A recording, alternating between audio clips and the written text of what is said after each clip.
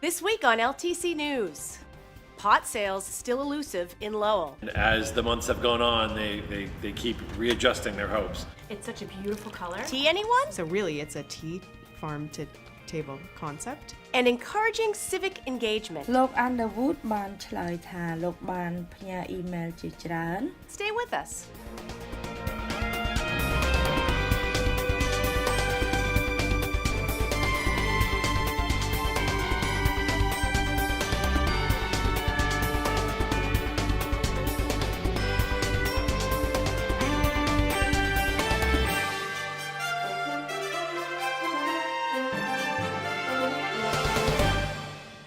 Welcome to LTC News. I'm your news anchor, Alanna Flood. Working Cities Lowell and LTC have teamed up to help engage Lowell's immigrant communities in civic life. Since it is hard to understand what is happening at City Council meetings, the collaboration started in an interpretation project with funding from Eastern Bank. Laura Kurzrock, Executive Director at Eastern Bank Charitable Foundation, told us that the project fits in well with the bank's goal of breaking down barriers that stand between people and prosperity. Khmer and Spanish-speaking residents can now hear a summary in their language of each City Council meeting on LTC channels 95 and 99 and online at ltc.org. Sean McCarthy, Director of Working Cities Lowell, explains. Resumen de la reunión del Ayuntamiento de Lowell. The goal in the end of the day is to give people more access to how the city works. A lot of folks speak English, but their native language is Khmer Spanish, so these kind of difficult or comprehensive conversations make more sense in their language. So that's what we wanted to do, and we're hoping that that sparks some more involvement from those communities. I think it's always great to know as much as possible about where you live and what kind of dynamics there are in local government. It's really hard to get people engaged if the language barrier is there. And so this is a small step to many other positive projects to ensure that everybody is involved with the decision making. Councilor Milanaza. Yes. Councilor Noon. Yes. Master Maris. Yes. LTC does a live recording every Tuesday night, and what we wanted to do was a voiceover recording of that. We started that project, and then we found out that it was really hard and really challenging. So what we did before we went forward with that is we got a group of Spanish speakers and a group of Khmer speakers together and had a focus group. And what we learned from those two focus groups was that people weren't going to watch a city council meeting every week for 2 hours, etc. So, but what they did say is that they would watch or listen to or read a summary of the council meeting every week. So Dick Howe does a blog of every city council meeting every week, and what we decided to do was have a Spanish speaker and a Khmer speaker translate that blog, and now we're going forward with that, which is a summary instead of the 2-hour recording, and we think that's going to work better. លោក Underwood បានឆ្លើយថាលោកបានផ្ញើអ៊ីមែលជាច្រើនទៅឲ្យ Some other cities do it to varying degrees, whether it's live on the spot interpretation, but we haven't found anything across the country that there's a summary of a city council meeting that's translated into different languages. So hopefully this can spark some things in other cities too. The Tuesday City Council meeting synopsis is ready for viewing on Fridays. Check the schedule at ltc.org for broadcast times each day. In this locally made segment, we invited tea master Lisa Genoway into the LTC kitchen to tell us about her boutique blended tea company, Genoway Tea. From humble beginnings in a downtown coffee shop, Lisa now distributes her teas to some of the country's finest hotels, restaurants, and spas. And where does she make all these teas? Right here in Lowell.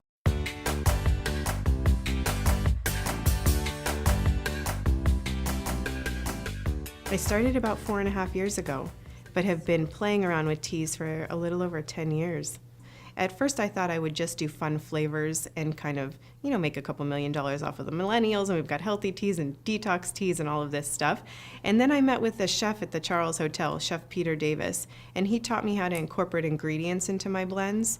And so what it allowed me to do was use a real ingredient for every single flavor profile that I have. After that meeting at the Charles Hotel, Lisa realized that the hotel industry was a huge untapped market for boutique teas.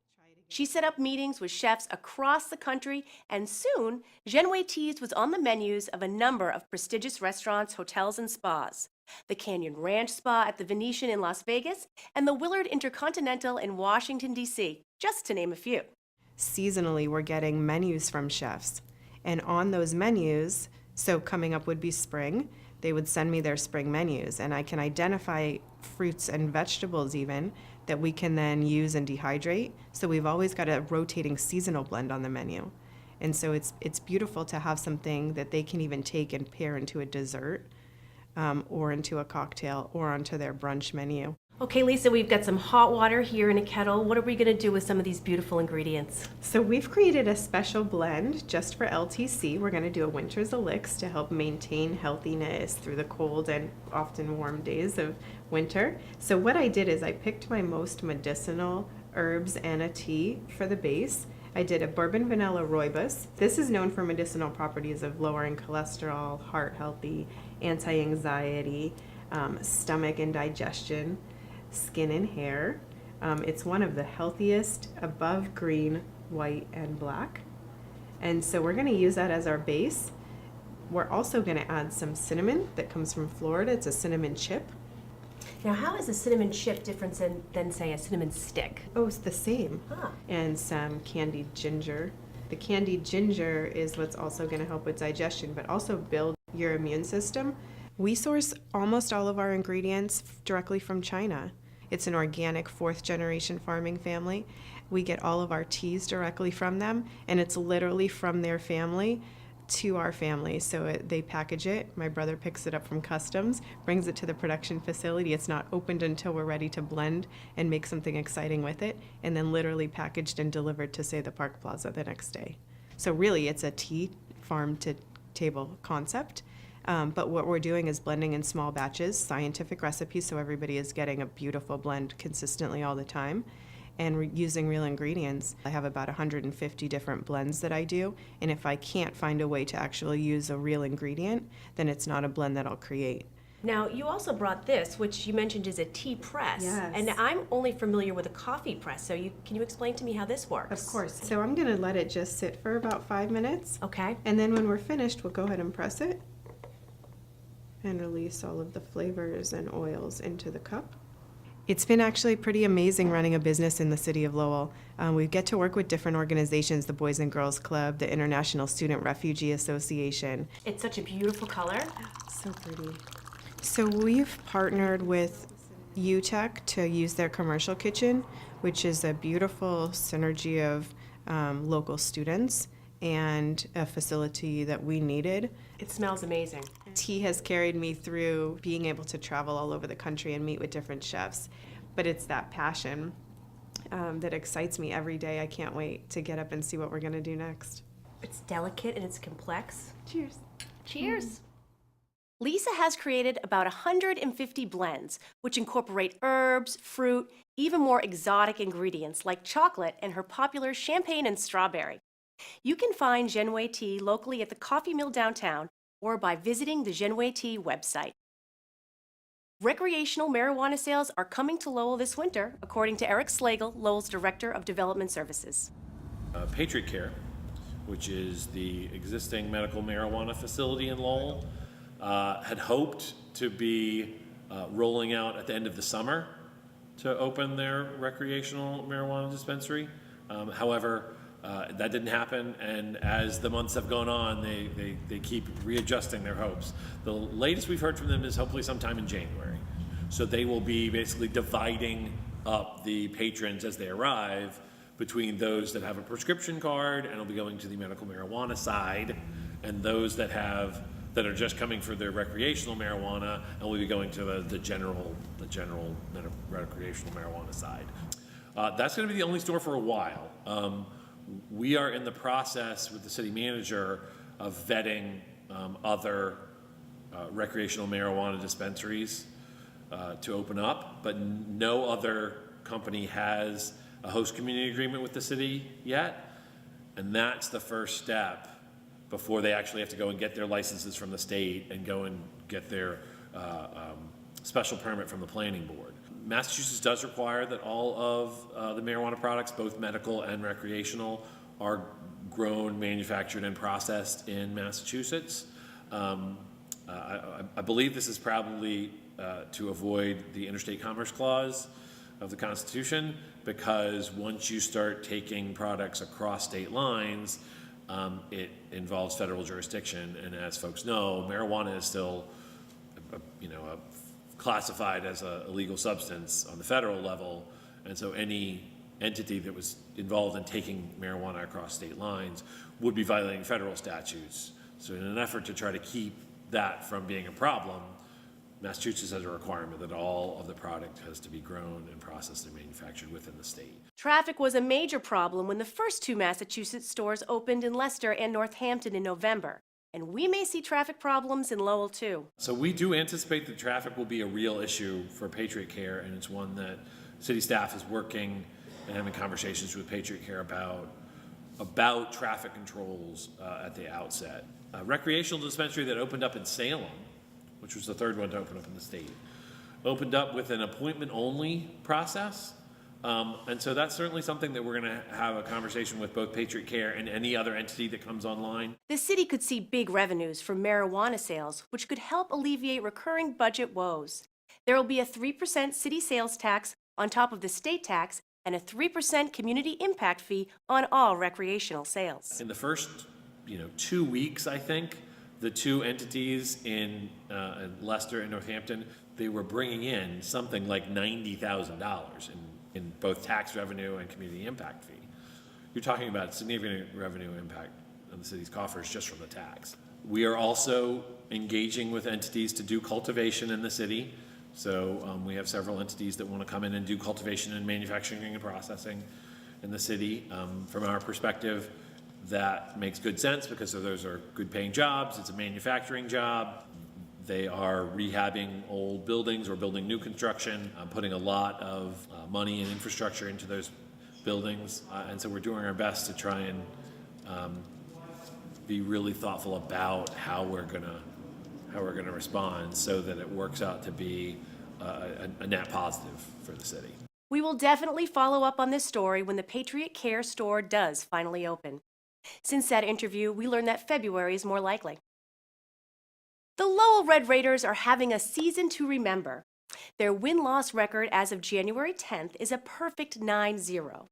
The Red Raiders are ranked the #1 team in the state by the Boston Herald and the 2nd in Massachusetts by the Boston Globe.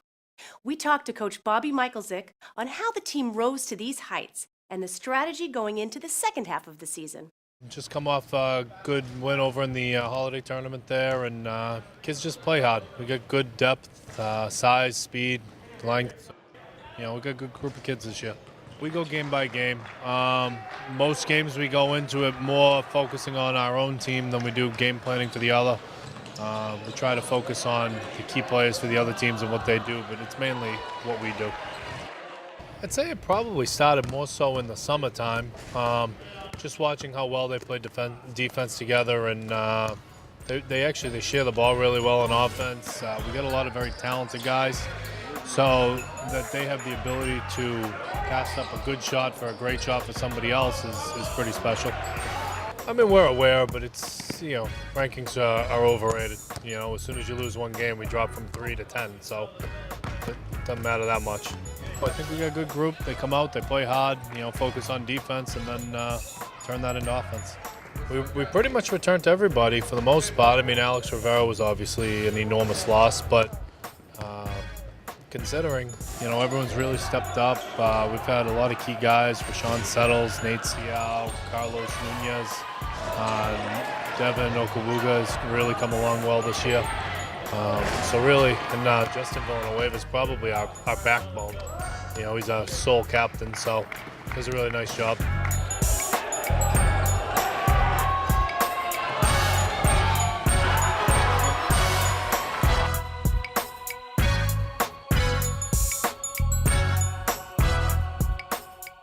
It feels pretty good. We like going 8-0 until the beginning of the season. We're coming up on our tough stretch. So we're looking forward to playing these good games. Just seeing how we can play with each other. We're seeing how during the summer and fall. Everything's coming together now. We just think about how putting on for our city pretty much. We got a couple brothers on this team. We're out here trying to play for each other pretty much. Means everything. Got it tatted on me, no city. But just playing for the city and showing how good we are pretty much. Coming for everybody. They better be ready.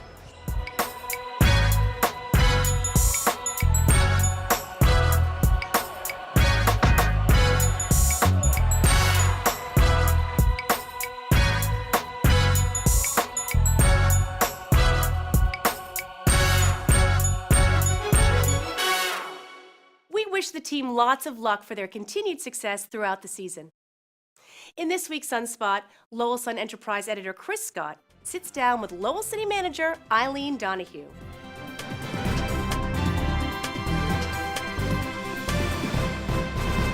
Good evening, everyone. I'm Chris Scott, the Enterprise Editor at The Sun. Thanks for tuning in to the latest edition of Sunspot. With me is City Manager Eileen Donoghue. Eileen, thanks for coming in today. Thank you for having me. This is your inaugural appearance. Nice to see you. Happy New Year, Chris. Thank you. You too. So what should we talk about? I don't know that there's much going on. No, there isn't. I thought, we only have about 13 minutes. So you've been city manager since April. Yes. Is it all that it's cracked up to be, and how does it compare to being a state senator? There's some or a city councilor? There's some similarities in the sense that you're dealing on in many of the areas, for instance, that I worked on in the Senate.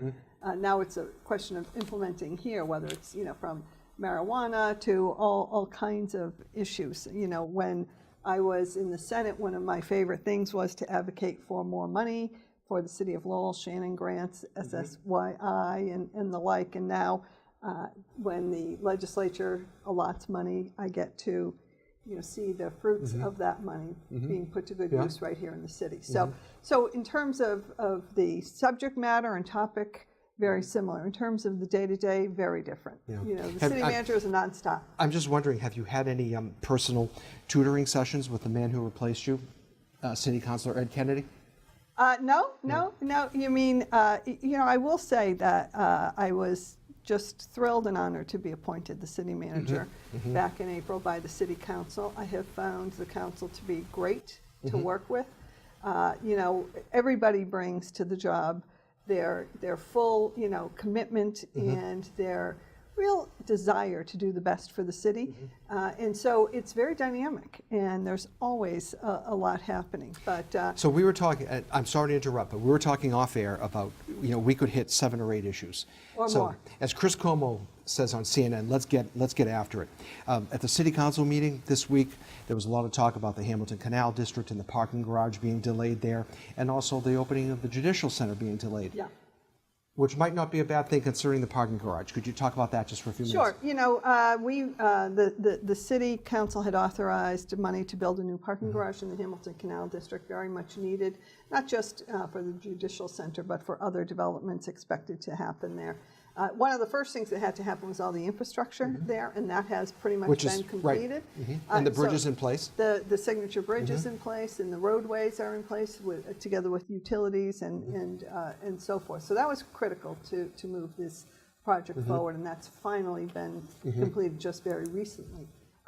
The next issue, in terms of the parking garage, we went out to bid, and the bids came in, and they were higher than we had anticipated. What did you anticipate building that garage for? Well, the authorization was for some $35 million, and they came in north of $35 million. I don't have the exact figure, but it was significant enough that we pulled all the experts back and consultants and said, hold on, what's going on? And part of it is the climate we're in terms of construction.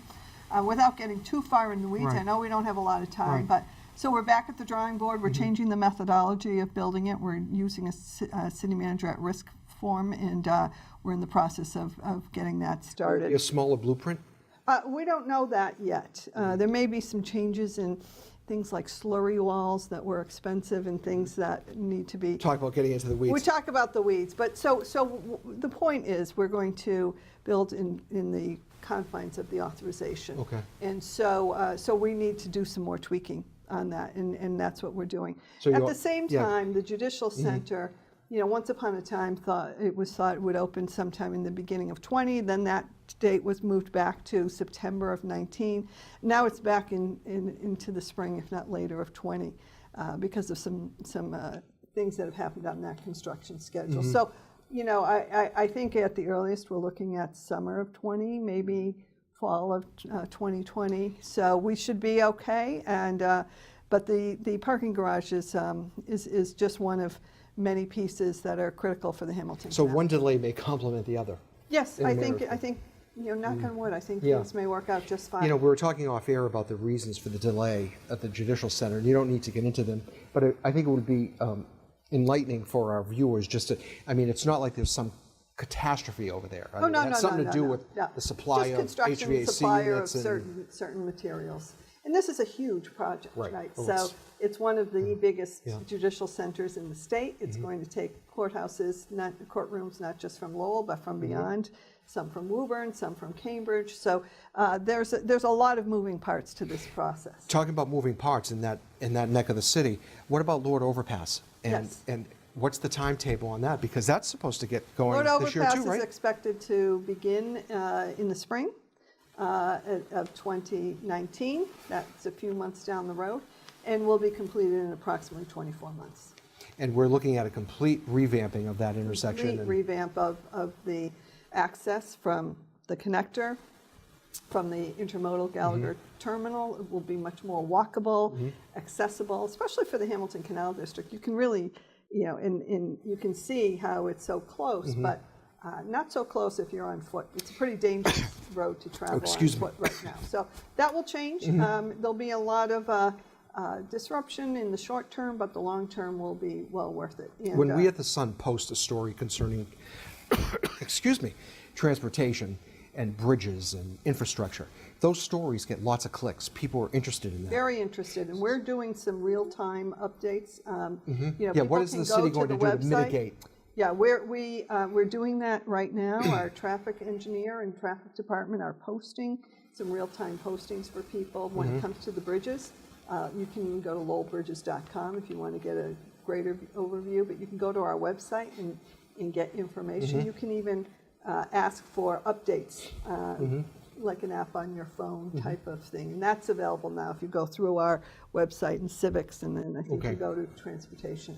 But that's one thing, one of the first things I did, I met with DPD, and we have a lot of talented and creative people over there that we talked about that, and that people who are going to work or traveling, they want to know in real time, where's their lane closure, what's a better route, and so we're going to provide all that information. And the city does have a traffic engineer because you lost one left, but we then have you a replaced, terrific right? traffic engineer, Natasha Vance. She's We should one do a of- story on her. Yeah, she's terrific. From the first day she started, she has not stopped. She hit the ground running. She's doing a great job for the city. And Where's she from? she is. She actually, I think, lives in North Andover. But she had worked for a local company, Watermark. Oh, Yeah. yep. So she's familiar with Lowell, and she's terrific, and she's really been a great asset to the team. Talking about infrastructure projects, I know the high school came up again at this week's city council meeting, where a couple of councilors, at least one in particular, I think it was Councilor Mercier, who talked about just doing bare bones at the downtown site. I'm not sure where that conversation went during that city council meeting, but maybe you could update us on that and what's going on with the high school. Sure. You know, the high school, as you know, a year ago and change, the city voted pretty decisively to do a new high school in the downtown area. And since that time, we've been very much involved in that the design, the schematic design. The school building committee has had regular meetings, choosing design, choosing everything from what's the facade, what type of brick, what type of granite, what are the interior finishes. This is going to be a brand new athletic gymnasium. It's going to be a brand new 64 classroom freshman academy.